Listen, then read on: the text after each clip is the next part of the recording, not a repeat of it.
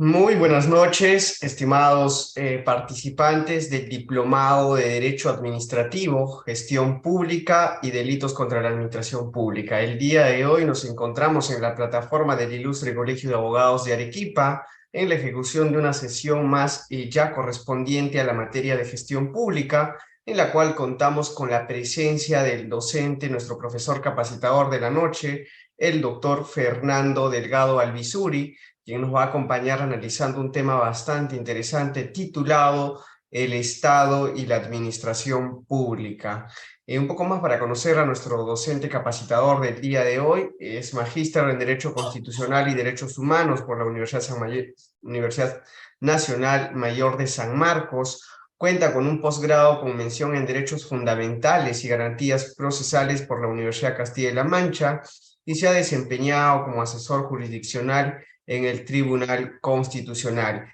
Apreciado doctor Hugo Fernando Delgado Alvisuri, bienvenido a la plataforma del Ilustre Colegio de Abogados de Arequipa y de igual manera a todos los participantes que se están conectando a través de las diversas plataformas, ya sea vía Zoom o vía Facebook del Ilustre Colegio de Abogados de Arequipa. Bienvenidos nuevamente a este diplomado de Derecho Administrativo, Gestión Pública y Delitos contra la Administración Pública. Específicamente ya en la materia de gestión pública, estimado doctor, le cedemos la sala para que pueda iniciar con la conferencia correspondiente al día de hoy. Buenas noches, profesor. Muchísimas gracias por estar presente en este diplomado y gracias desde el Ilustre Colegio de Abogados de Arequipa. Buenas noches, doctor. Buenas noches, muy buenas noches, Clinton. Por tu intermedio, saludar a la Junta Directiva del Colegio de Abogados de Arequipa, a su señor decano, por la convocatoria y por este evento, ¿no? Primer diplomado en Derecho Administrativo, Gestión Pública y Delitos contra la Administración Pública. Y aparte, agradecido porque es la primera vez que estoy en el Colegio de Arequipa, en el Colegio de Abogados de Arequipa. Bueno, muy honrado por eso. Y el día de hoy mi sesión va a ser una sesión un tanto breve, razón por la que tengo que viajar por fiestas, así que voy a estar con ustedes hasta las 7:50 más o menos, así que voy a aprovechar el tiempo que tengo previsto.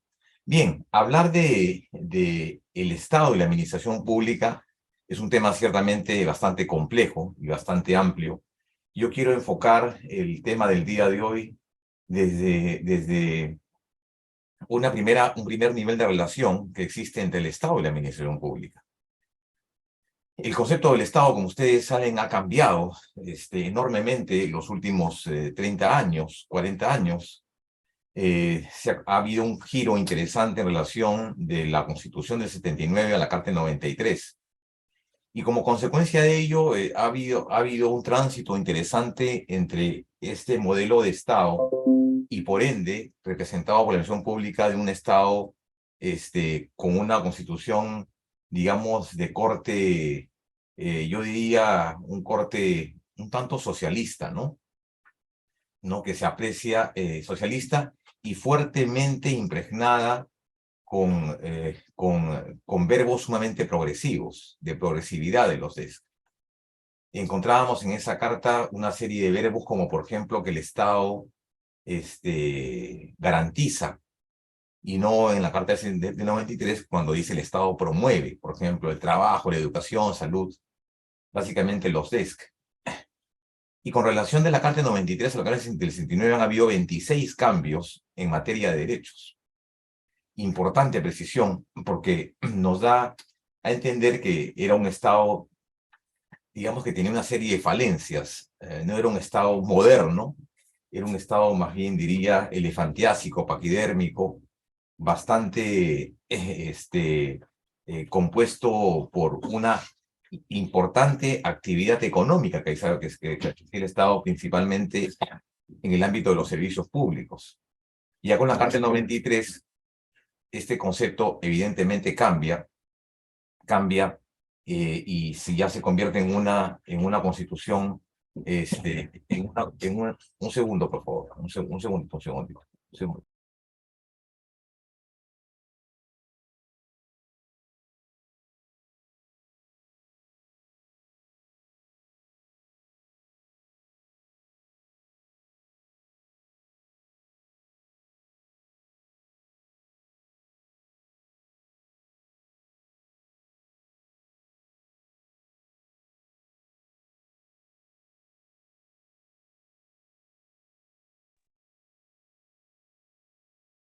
Mil perdones, tuve un problema con el audio.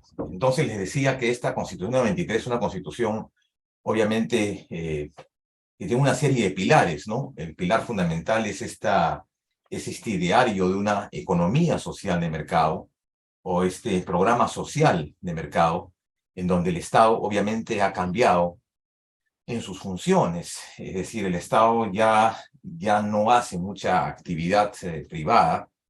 El Estado se dedica a regular, normar, ejecutar la política general, ¿no?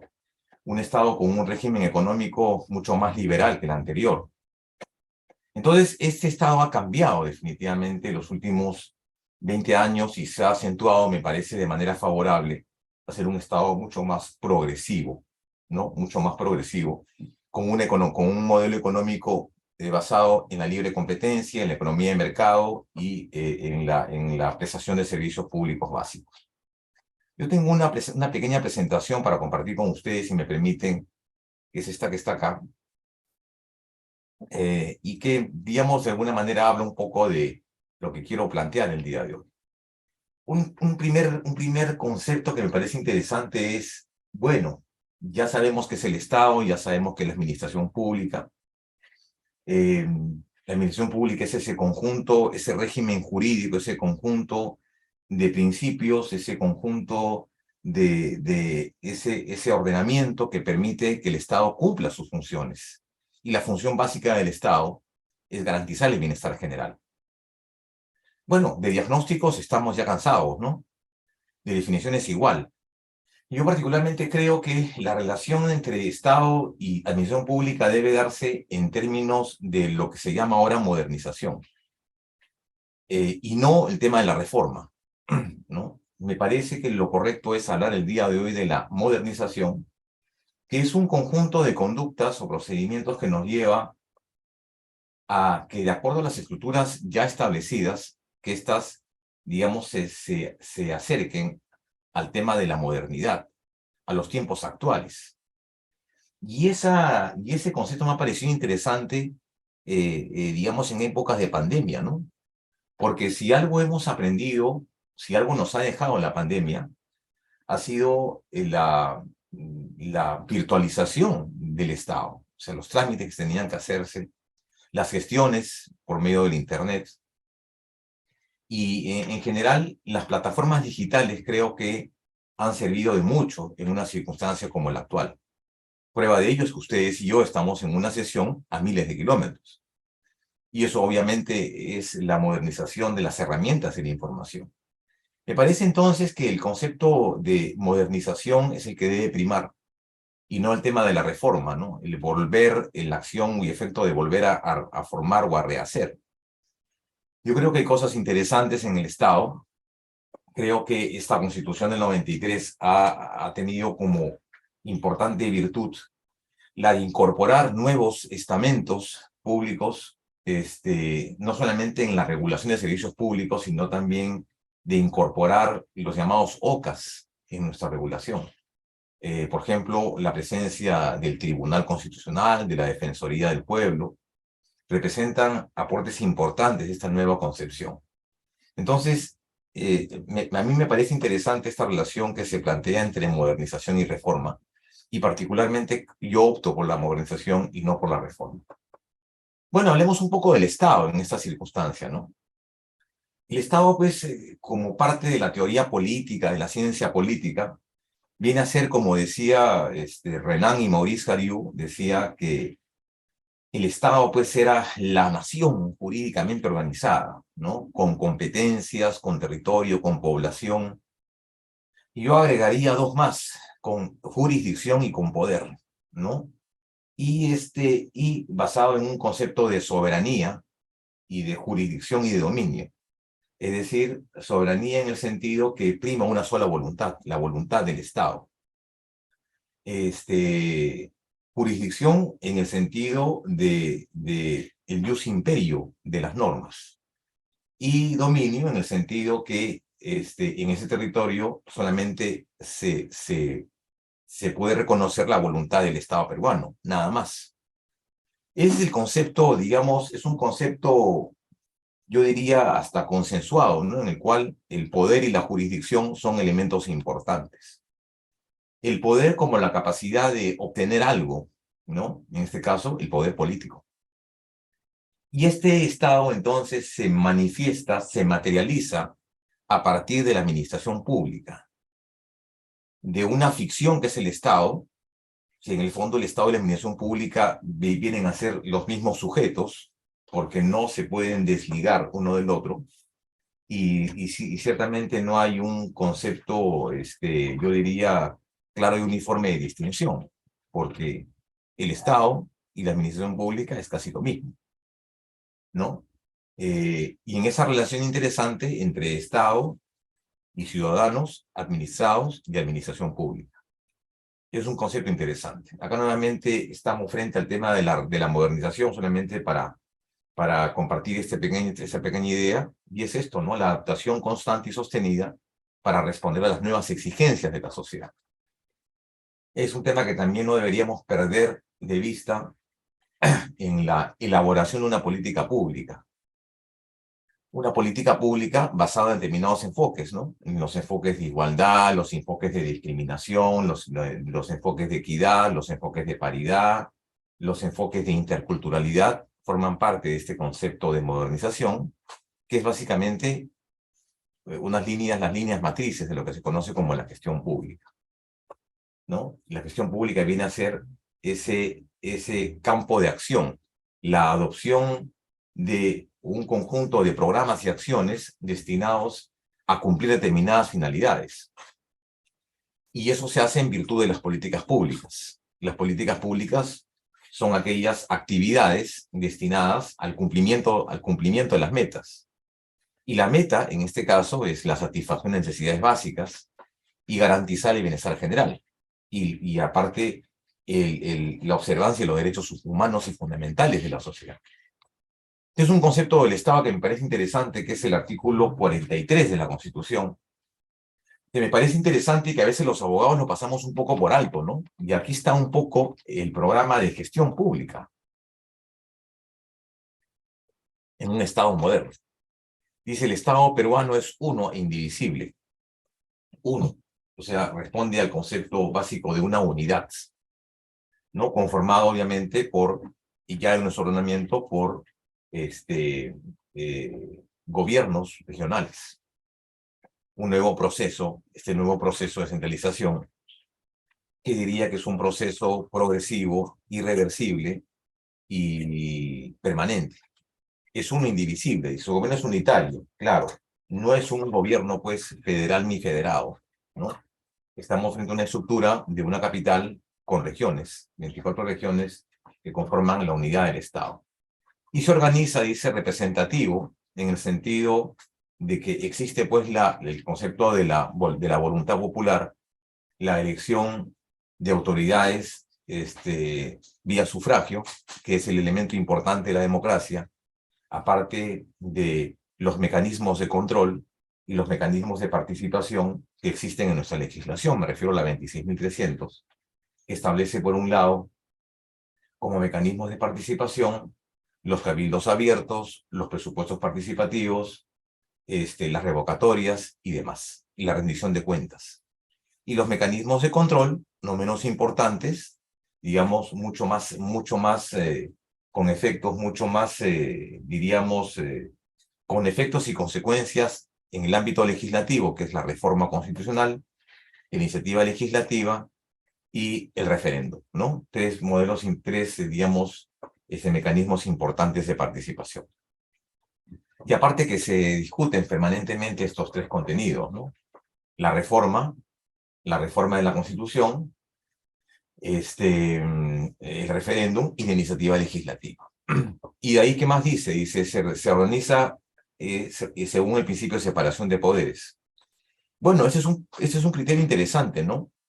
Yo diría desde la presencia y desde el aporte de John Locke hasta pasando por Hamilton, en su libro, el famoso libro El Federalista, y pasando también por Montesquieu, que hablaba acerca del concepto de la separación de poderes. Algunos hablaban de el equilibrio de poderes, otros hablaban de la división de poderes y otros hablaban de el principio de separación de poderes. Ciertamente es este esfuerzo de mantener que cada poder del Estado cumpla su función en una dinámica interesante con los otros dos poderes del Estado, es decir, ejecutivo, legislativo y judicial. Y que a partir de eso, el principio de cooperación de estos tres estamentos, digamos, nos lleve a una política mucho más dinámica. O sea, no me refiero a que cada uno debería hacer exclusivamente lo que tiene que hacer, ¿no? O sea, el Ejecutivo ejecuta la política general del Estado, el Legislativo elabora los insumos legislativos y el Judicial administra justicia con carácter de indelegabilidad. Pero en ese razonamiento diría, claro, muchos de ellos comparten funciones. El Ejecutivo también legisla, no siendo su función. El Ejecutivo legisla vía los decretos legislativos y los decretos de urgencia. Entonces, hay un compartir funciones. En la tesis de John Locke decía de que, claro, debe privilegiarse uno por encima del otro. Y él hablaba más bien de equilibrio de poderes. Pero un equilibrio, digamos, un equilibrio en apariencia, porque él consideraba, John Locke consideraba, de que el poder soberano, digamos, recaía en el legislativo, y que tenía un poco más de poder que el ejecutivo y que el judicial. Montesquieu más bien pensaba de que el único poder que no tenía, digamos, mayor nivel de complejidad o de conflicto era el poder judicial, ¿no? Era el poder judicial. Pero esa tesis es interesante porque nos habla acerca de compartir funciones entre los poderes públicos, ¿no? La no interferencia de las funciones de los poderes públicos. Cuando efectivamente en nuestra Constitución este concepto es un concepto que habla acerca de esto, de compartir funciones. Entonces ahí yo creo que está, digamos, ahí radica la importancia de este concepto de separación de poderes, que es un elemento importante del Estado democrático, ¿no? Y a partir de ello entonces tenemos estos tres contenidos, ¿no? El legislativo, el judicial y el poder ejecutivo. Y en ese orden de ideas también comprende los organismos autónomos, o también conocidos como los OCAS, que tienen como función una función diversa, ¿no? Por ejemplo, el Ministerio Público se encarga de garantizar la legalidad de los procesos, garantiza la existencia del debido proceso, el principio de legalidad en la actuación del Estado frente a los ciudadanos, y tiene el rol de acusar. La Defensoría del Pueblo es otro bloque interesante, importante, basado en la figura del ombudsman austriaco, que se encarga de la protección de los derechos de la comunidad frente a la indebida, deficiente e incorrecta prestación de los servicios públicos, que es una labor, digamos, enorme, porque ¿qué cosa no es servicio público? ¿No? Educación, salud, trabajo, medio ambiente, seguridad ciudadana, digamos, todo es servicio público. Eso es un cambio, un cambio interesante, que algunos derechos ahora han adquirido la dimensión de servicios públicos, como es la educación, salud, el trabajo y demás. Y algunos derechos también representan ciertos estándares de servicios públicos, como es, por ejemplo, el medio ambiente, ¿no? Que es un tema también interesante. De ahí, por ejemplo, también el jurado de sus elecciones, la Junta de Justicia, ¿qué más? La Contraloría General de la República, son los OCAS. Y en ese sentido también encontramos a los gobiernos locales y regionales como manifestación de este nuevo Estado, que tiene, digamos, dos grandes visiones, ¿no? Una visión, diríamos, una visión horizontal, que representada por los tres poderes, en lo que se llama el gobierno central, el poder legislativo y poder judicial. Y tenemos otra visión de un Estado, digamos, mucho más, un concepto, un Estado mucho más transversal: gobierno central, gobierno regional y gobierno municipal. Es un poco digamos, la concepción. Entonces, para hacer efectivo esa importante relación entre administrados y administración pública, Lo que nos falta en el Perú considero que es dar un enfoque de modernización, un enfoque de gestión pública, ya que tenemos el concepto, es este conjunto de procesos y acciones mediante los cuales las entidades tienden a lograr sus fines a través de la gestión de las políticas públicas, ¿no? De los recursos y los programas. Ese es el tema de gestión.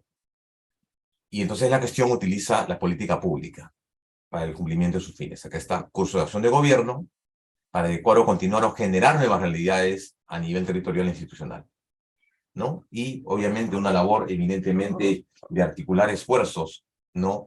Con incidencia de la realidad. Es decir, la modernización viene a ser la transformación de un estado moderno, un estado eficiente, un estado más que eficiente, diría eficaz. Yo diría, en ese sentido hay algunos, digamos, paradigmas importantes que caracterizan el día de hoy este concepto del Estado, y que lo encontramos acá con respecto a una interesante muestra, una foto tomada de algunas normas que me parecen importantísimas en ese nuevo modelo de Estado, en ese nuevo modelo de Estado con una moderna gestión pública, que es lo que necesitamos, ¿no? Para el cumplimiento de las políticas públicas, para satisfacer el artículo 43, el bienestar general. En ese sentido, yo considero, digamos, importante señalar algunas normas que me parecen referentes, o diría una serie de paradigmas importantes en materia del Estado y la administración pública. Una de ellas es esta que está acá, la primera, la ley marco la ley marco de la modernización de la gestión del Estado, del año 2000. ¿Y por qué digo que es importante? Porque acá el criterio cambia en la época de Alberto Fujimori, que bueno, más allá de las cosas que hizo, algunas cosas, varias cosas malas, pero también hay que reconocerles algunos aciertos, ¿no?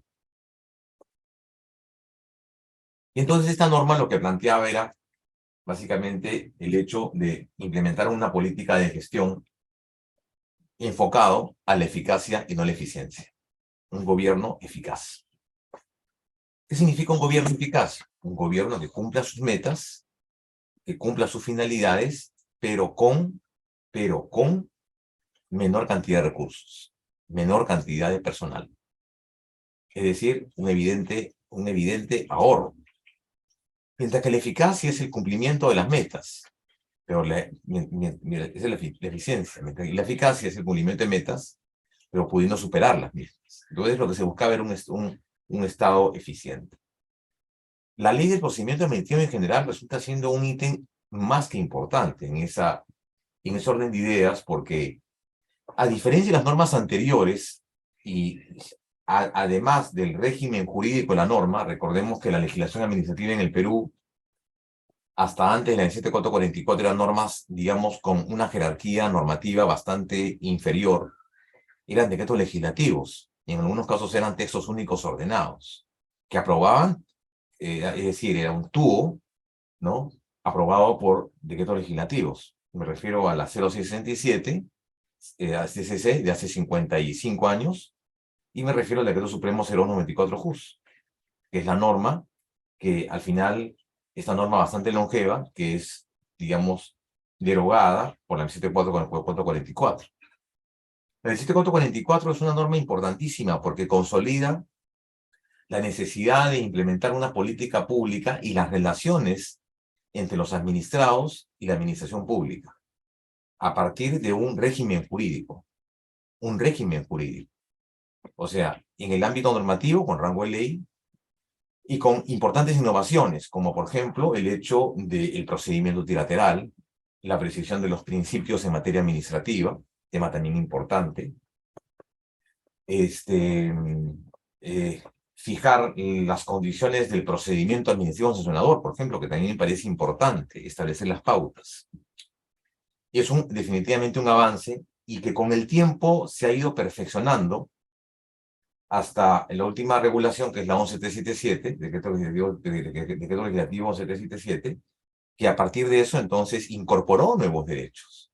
O sea, una norma que estaba en permanente dinamismo, permanente cambio, tomando en cuenta que el Estado ha cambiado, ¿no? Entonces se necesitaba una norma, digamos, una norma que represente un régimen jurídico y no una norma que sea un tubo, pues, un texto único ordenado. El otro, no menos importante, la ley del Código de Ética, la función pública. Algunos dirán que sí, que era demasiado principista, u otros dirán que era un decálogo bastante ambicioso con respecto a los deberes y los derechos de los funcionarios públicos. Pero, sin embargo, es una norma interesante porque refleja este espíritu de establecer una administración pública o un régimen estatal, laboral, administrativo, ¿no? Fuertemente impregnado de valores éticos, de la ética, por eso se llama Código de Ética. Y que además debo precisar que tiene un régimen interesante de sanciones, ¿no? Frente a su incumplimiento. Entonces no es una norma lírica más, no es una expresión de principios, como dicen algunos, ¿no? Digamos, es ambiciosa, sí, pero lo que busca es incorporar en la actividad administrativa conceptos de probidad, conceptos de ética y valores de los funcionarios en distintos momentos. Este que está acá me parece interesante también, la Ley de Transparencia de la Información Pública. ¿Por qué? Porque ya convierte, ya digamos, combate la famosa cultura del secreto, ¿no? En el sentido de brindarle un tratamiento correcto a la información pública, que es una red pública. Esto se complementó en su momento con los famosos portales de información, de acceso a la información que tienen todas las entidades públicas. Se complementó también con estos pedidos de información, el cual es un derecho fundamental de acceder a una información bajo costo, cuenta y riesgo del solicitante, y que esta información, claro, sea previamente catalogada como información pública, de información reservada, información secreta e información confidencial. A partir de eso se dinamizó el acceso a la información con esta ley de transparencia. El día de hoy tenemos en el Perú un tribunal, una instancia que se encarga de eso, también del famoso dato personal y su debida protección, que es un progreso importante. Ya tenemos un tribunal administrativo que se encarga también de dilucidar los conflictos en relación a la protección del dato personal. Y la LOPE, ¿no? La Ley Orgánica del Poder Ejecutivo, que es un monstruo ciertamente, porque es el más numeroso, es el más amplio de todos, es el régimen jurídico, yo diría, más numeroso, más amplio, porque es el que se encarga de ejecutar la política general del Estado, la LOPE, ¿no? Y posteriormente tenemos, claro, la reforma de la Constitución, cuando incorpora el texto de la ley orgánica de los gobiernos regionales, ¿no? Esta nueva visión de un Estado moderno, un Estado centralizado, con un principio de separación de poderes, pero con un modelo distinto al anterior, que lo que busca es garantizar, repito, es garantizar una mejora en la administración de lo que hace el Estado. De tal forma que esta norma del año 2002, la ley 27658, es la que declara pues al Estado en un proceso de modernización y de mejora de la gestión pública. Lo que busca es un Estado democrático, centralizado y con servicio ciudadano. Eso aparte refleja lo que en algún momento comprendía el Acuerdo Nacional, ¿no? Que es un espacio de consenso, de discusión, de deliberación, que ya en este gobierno se ha retomado. Me refiero a este gobierno en una segunda parte, porque el anterior nada hizo. O sea, me refiero al gobierno del profesor Castillo, ¿no? Que nada hizo con respecto al tema del Acuerdo Nacional, ni mucho menos todo lo contrario, ¿no? Hacía sus famosos sesiones centralizadas, que más que todo eran tribunas políticas, ¿no? De exacerbación de la población, y no había pues digamos, no se veía en absoluto una gestión pública para un Estado moderno y eficiente. Bien, entonces esto trae como consecuencia, claro, este proceso de modernización con los estándares de eficacia y no de eficiencia, con el estándar de la modernización del Estado, yo creo que tiene varias finalidades, ¿no? O sea, ¿qué se busca? Un servicio mejor de la ciudadanía, canales efectivos de participación ciudadana, un Estado descentralizado, pero también desconcentrado, que es una forma también de generar el Estado en las funciones propias que hace. Transparente en su gestión, ¿no? A mí me parece interesante la labor de la Contraloría, que debería hacer más, en un Estado como en el actual, ser un Estado mucho más, ser una Contraloría mucho más preventiva, ¿no? Mediante esto que se ha llamado el acompañamiento de la gestión, ¿no? O sea, este llamado control concurrente, no esperar que se cometa la infracción en el uso indebido de los bienes, sino la Contraloría debe acompañar en cada paso, desde que se hace el expediente, desde que se aprueba, desde que se ejecuta, en fin, las distintas etapas de estos procesos complejos en donde hay dineros públicos. Entonces, esta es la labor, la Contraloría debe ser una labor de permanente acompañamiento y de previsión y prevención, no necesariamente de determinar la culpa, ¿de acuerdo? O sea, eso es bueno, ¿no? Identificar dónde se ha cometido el delito, pero también es importante, me parece mucho más importante prevenir eso. ¿Cómo se previene? Mediante esta suerte de acción concurrente o esta suerte de acompañamiento, ¿no?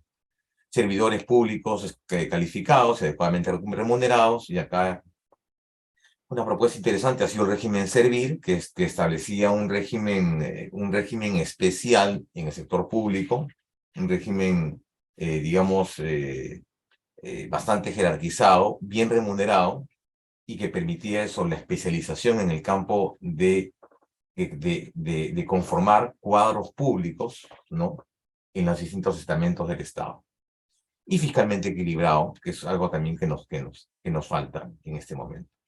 Bien, entonces para eso hay una suerte de, digamos, yo diría cronología, ¿no? De lo que se ha hecho, ¿no? Vean ustedes la ley de base la ley de bases de la descentralización, la ley de orden y de demarcación territorial, importante, es una labor, también esto de la demarcación territorial, una labor importante en ese nuevo modelo, la ley orgánica de gobiernos locales, año 2002, noviembre, que después tuvo un importante desarrollo en la Constitución, la ley orgánica de municipalidades, la actual, no la anterior, y por último, esta que está acá, la LOPE, ¿no? La Ley Orgánica del Poder Ejecutivo.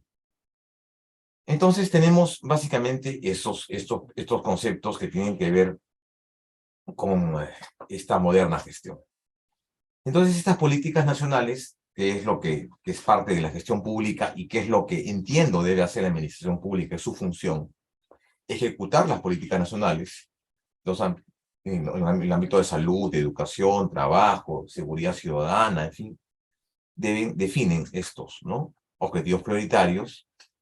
Hay urgencias, ¿no? Hay cuestiones prioritarias más que otras. En la actualidad, el tema de salud, importantísimo, generación de empleo, importante, ¿no? Recuperación económica también, después de la pandemia y después de la catástrofe que hemos tenido en el gobierno anterior, ¿no? Entonces es necesario objetivos prioritarios, lineamientos, contenidos de políticas públicas. ¿Cómo es que encontramos estos contenidos de políticas públicas sobre la base de los enfoques? Ya les dije hace un rato, ¿no? Distintos enfoques, un enfoque de inclusión, un enfoque de equidad, un enfoque multicultural, un enfoque de discapacidad, un enfoque de derechos humanos también, ¿por qué no? En fin, y eso se logra a partir de los enfoques porque estamos en una situación ciertamente distinta, ¿no? Nuestro Estado el Estado peruano es un Estado multicultural, ¿no? Con una serie de, digamos, diferencias económicas, con un 70% de una economía informal y con un nivel de pobreza extrema que cada vez va creciendo. Por tanto, deben haber, digamos, una mejora, un rediseño de las políticas públicas. La provisión de servicios que deben ser supervisados y para eso se requiere, por lo menos que esa institución, que la verdad también poco ha hecho porque se ha politizado y que debería hacer más en un Estado democrático, me refiero a Indecopi. El papel de Indecopi en el sentido de ser esta suerte de árbitro en esta economía de mercado, de usuarios y consumidores, de respeto del respeto del usuario, de los servicios públicos, es un rol importantísimo. Lamentablemente no ha funcionado mucho, porque ciertamente se descabezó esa institución y se convocó a personas que no eran idóneas para el cargo. Esperemos que estas cosas cambien en el futuro, ¿no? La supervisión la provisión de servicios públicos en general. Bien, otro tema es este también interesante, ¿no? La gestión por resultados. Y aquí este es el problema de todos los años, ¿no? De todos los gobiernos. Cada pliego, cada titular del pliego y cada estamento del Estado, todos los meses en agosto y septiembre, acuden al Congreso para la elaboración del nuevo presupuesto público. Y lo hacen con una mano adelante y con una mano atrás, ¿no? O sea, señor, necesito más plata para esto. Sí, pero ¿cuánto has invertido? ¿Cuánto has gastado del presupuesto? He gastado 20%. Entonces, ¿y para qué quiere más plata si hay un 80% de falta de ejecución? Entonces, ¿para qué quiere más plata? ¿Mm? Entonces, claro, ahí debería justificar, señor, yo tengo un nivel presupuestario del 95%. ¿Cuándo? Ya en noviembre.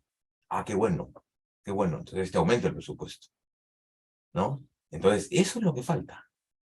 Entonces, esta gestión por resultados tiene que ver con esto que está acá, controles efectuados de diferentes instancias de la administración pública, las OSI, las unidades de control interno, las OSI, en cada dependencia, establecimiento de desempeño, sistema de seguimiento y evaluación, y además, obviamente, una gestión de recursos humanos, incentivos de carrera, entre otros.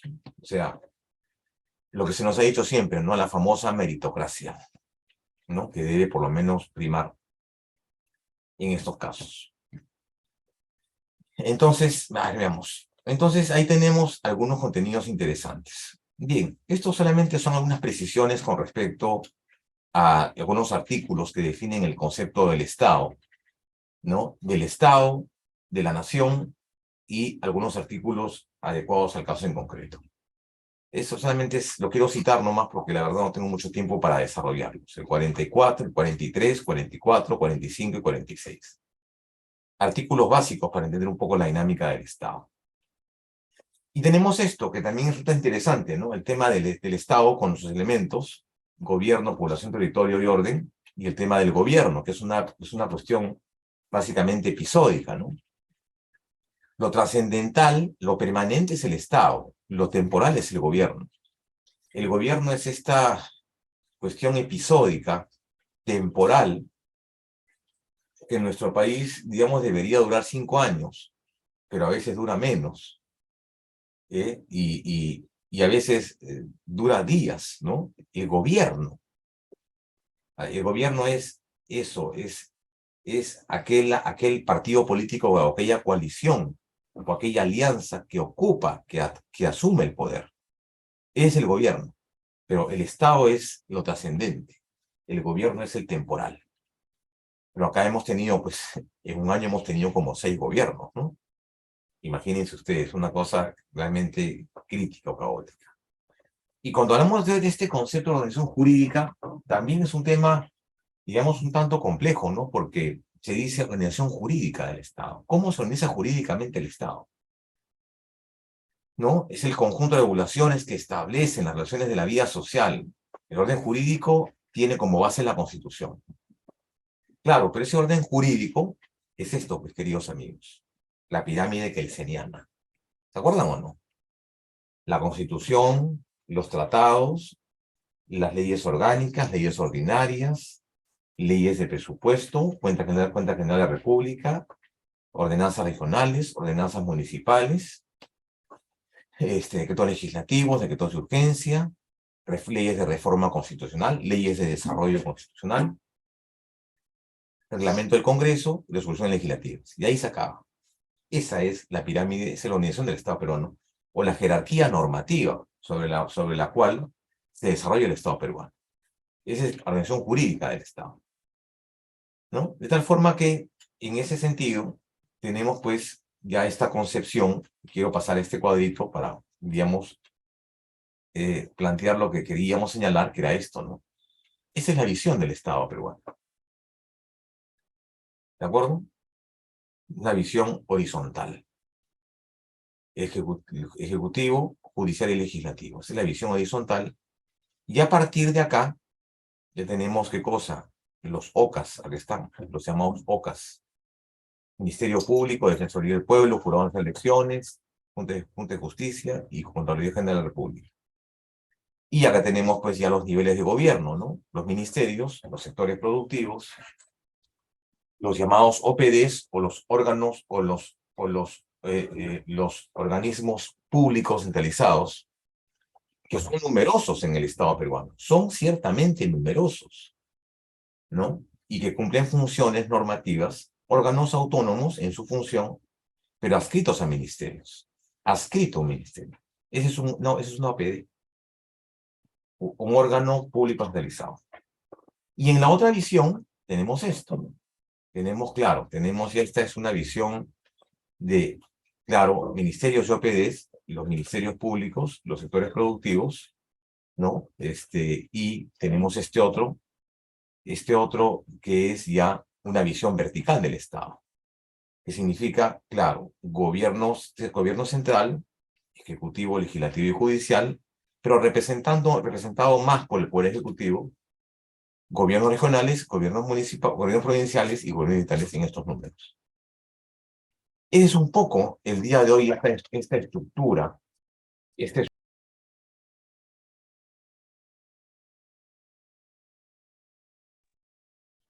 es un poco la estructura, ¿no? La estructura de esta forma, de lo que tenemos el día de hoy, esta estructura, digamos, vertical del Estado. Bien. De ahí, entonces tenemos otros conceptos más que quería señalar, esto que está acá, perdón, a ver, esto que está acá, es esto que está acá, perdón,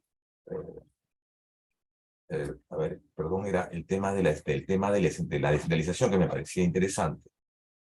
Este que está acá, a ver, ¿dónde está? Este que está acá, esto. El tema de la descentralización que me parece, a mí, digamos, el ejemplo más claro de modernización, ¿no? El adjudicar ya nuevas funciones, nuevas labores y competencias a los ya consolidados gobiernos regionales. Hay que entender que eso es una forma de organización democrática y constituye una política permanente del Estado de carácter obligatorio. Y tiene como finalidades, entre otras, claro, esto, digamos, llegar a este desarrollo integral del país, de acuerdo a necesidades propias, de acuerdo a una nueva conformación, en el sentido que cada departamento es un gobierno regional. Sobre la base de nuevos criterios de asignación de recursos, ¿no? De independencia, autonomía, una autonomía fiscal, económica, administrativa, ¿no? Y que se encargue de elaborar las políticas públicas de carácter sectorial. En ese sentido, que hay unas ideas clave con respecto al tema de la descentralización, ¿no? Diríamos en primer término, que no es un fin en sí mismo, digamos, es un medio para desarrollar, para obtener ese desarrollo del país. Es también un elemento de transferencia de una serie de capacidades, de planificación, de gestión, de distribución de los recursos, no de una visión centralista, sino de una visión, obviamente, independiente, autónoma, sobre la base de una nueva estructura del Estado, ¿no? Y con ello lo que se busca es, obviamente, brindar mejores servicios a la ciudadanía, ¿no? Importante también la democratización de las elecciones públicas, porque estos estamentos están básicamente formados o están constituidos por elección popular. O sea, no son designados, son elegidos por voto popular. Entonces, hay un amplio nivel de legitimación, ¿de acuerdo? De legitimación y un amplio nivel de representación en su conjunto de los gobiernos regionales. Entonces, ese es un tema interesante en ese sentido de lo que se plantea en este modelo en este modelo de organización. Bien, dos temas más últimos y terminamos con la clase porque les dije íbamos a estar hasta las 8:50, razón por la cual tengo que viajar hasta las 7:50. Acá hay dos temas últimos importantes. Hay conceptos interesantes que nos aporta la jurisprudencia del Tribunal Constitucional. Entonces, el tribunal ha desarrollado dos criterios interesantes. Uno es es este que está acá. Este es el principio de unidad. El test de competencia, el principio de unidad, que se utiliza para resolver cuando estamos frente a una controversia, frente a una competencia. Es decir, qué es lo que debería hacer cada poder del Estado, qué es lo que debería hacer cada OCA, o qué es lo que debería hacer cada poder público. Esta es una forma de resolución de un conflicto, principalmente cuando estamos frente a lo que se llama el conflicto competencial, o también llamado conflicto competencial de atribuciones, el artículo 43, ¿no? El Estado es un Estado democrático, es un Estado descentralizado, con autonomía, con separación de poderes, y un Estado republicano, básicamente. Es decir, el artículo 43 es un elemento básico. Y el otro es el llamado test de competencia, ¿no?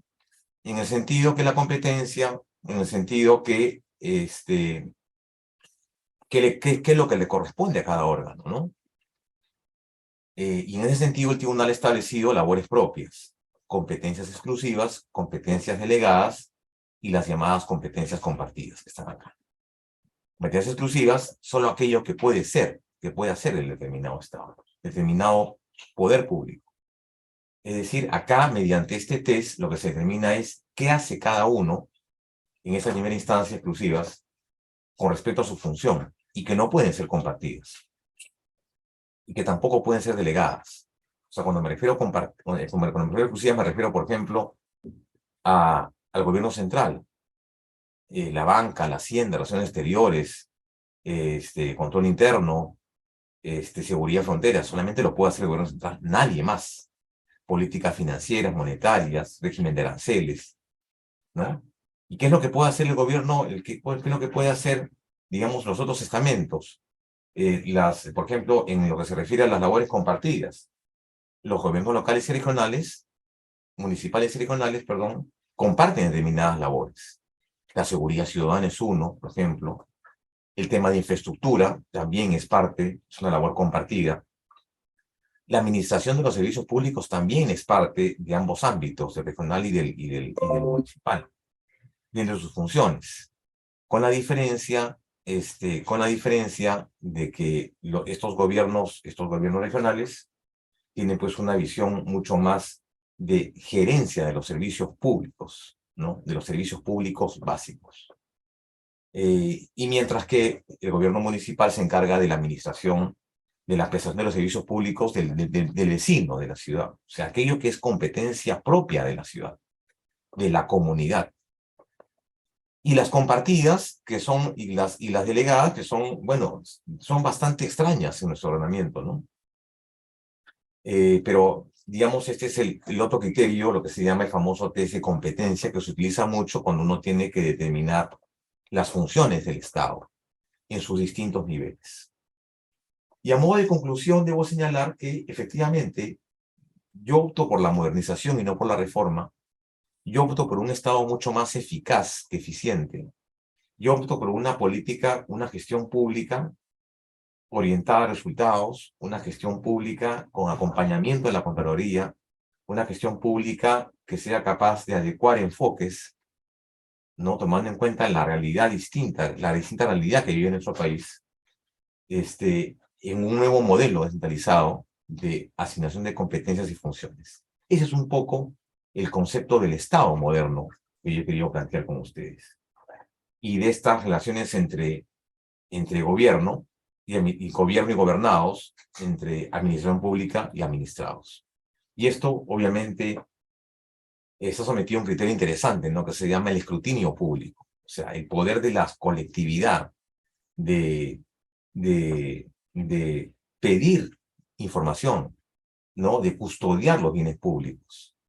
Esa es parte importante de estos derechos políticos, la labor del escrutinio político, del escrutinio de la comunidad, de la colectividad, del Estado.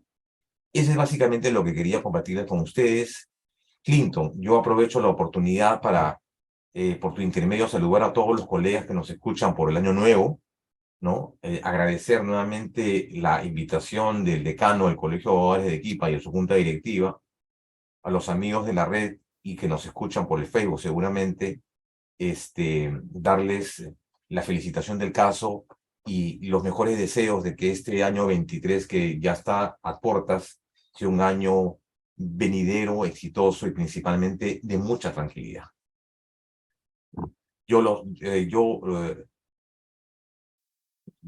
Bueno, los dejo y, bueno, muchas gracias, Clip.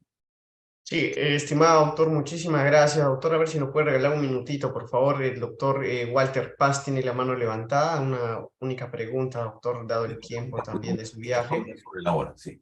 Ya, perfecto. Adelante, doctor Walter.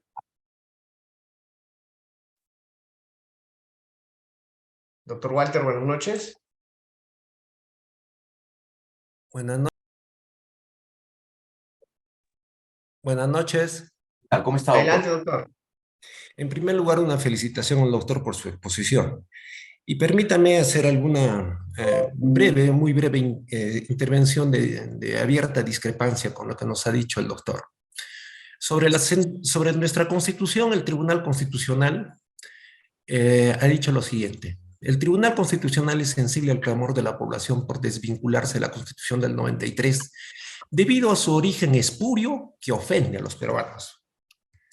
O sea, el Tribunal Constitucional incluso ha entrado, ¿no es cierto?, a la parte ética y ha dicho que esta Constitución no nos ofende a todos. Obviamente a todos los que estamos participando acá en este evento académico. Y la segunda discrepancia que ofrezco es que el doctor nos dice que estamos en un estado unitario. Me parece, discrepo, con todo respeto, doctor, que esto no es así. Y no porque yo quiera decirlo, sino porque el Tribunal Constitucional en la sentencia 20 de 2005 ya lo dijo. Y díjolo textualmente lo siguiente: en el Estado unitario y descentralizado regional, la potestad normativa está atribuida entre órganos nacionales y regionales, además de los locales. La autonomía político-normativa de los gobiernos regionales conlleva la facultad de crear derecho y no solo de ejecutarlo. Precisamente por ello, como quedó dicho, el Estado peruano no puede concebirse como un Estado unitario descentralizado. Es decir, como aquel en el que la descentralización tan solo refleja una proyección estamentaria administrativa de un único ordenamiento jurídico a ejecutar.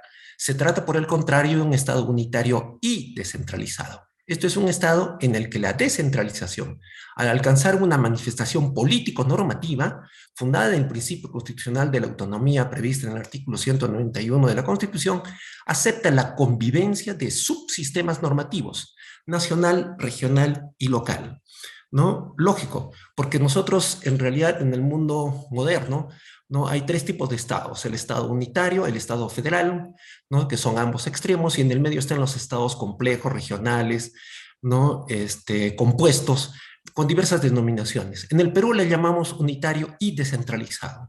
Entonces no somos un estado unitario como se nos ha dicho.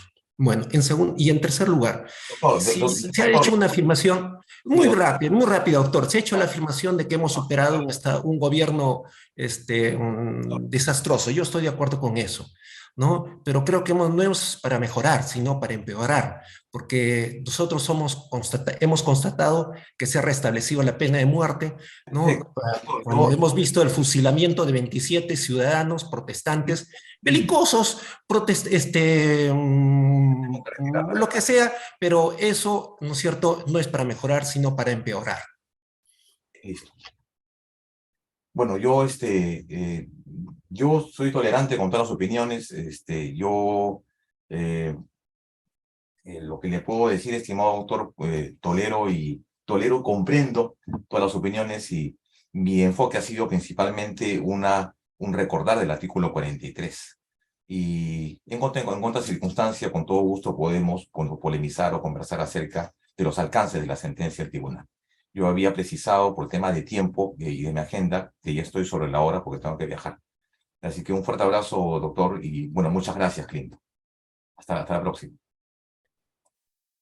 Muchísimas gracias, doctor Fernando. Muchísimas gracias a todos los participantes por habernos acompañado en la sesión de la materia ya en gestión pública. Esto ha sido todo por parte del Ilustre Colegio de Abogados de Arequipa en su diplomada de actualización de Derecho Administrativo, Gestión Pública y Delitos contra la Administración Pública. Muy buenas noches con todos. Nos veremos en una próxima sesión para reforzar estos temas en materia de discusión. Muchísimas gracias y buenas noches.